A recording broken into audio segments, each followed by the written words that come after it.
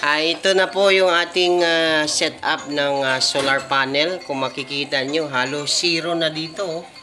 Sa Meralco, 6 watts, 5 watts na lang. Minsan nagto 3 watts pa. Ayan, oh. Then yung konsumo natin na nakukuha sa solar ay 203 watts.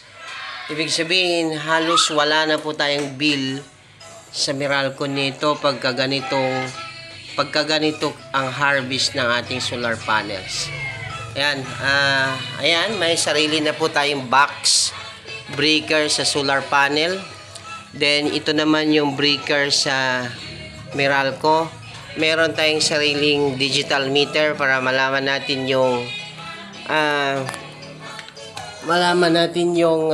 konsumo mula dun sa panel, yung pumapasok na solar niya, yung wattage.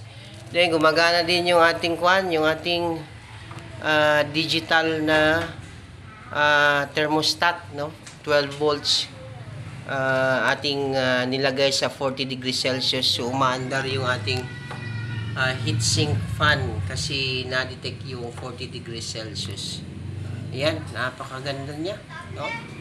Ibig sabihin po ay gumagana na maayos ang ating solar panel. Ayan, titingnan natin siguro ang bill natin sa February kasi bago lang naman ito na-install, no? Ay may mga isang linggo pa, pero kahapon at ngayon lang siya nag-aaraw ng maganda kasi makulimlim yung mga nakaraang araw. Ayan na po, lumampas na 200 watts ang ating nakukuha mula dun sa panel. Okay po. So, ayan, meron nga pala tayong dalawang 200 watts dun sa bubong naka-install.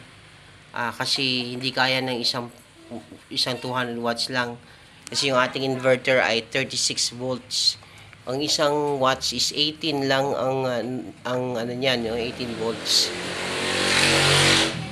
18 to 24. So hindi niya kakayanin, hindi niya abutin. Kaya siniris na lang natin yung solar panel dun sa ibabaw. Okay? So, ayan na po, no? Ang ating solar system.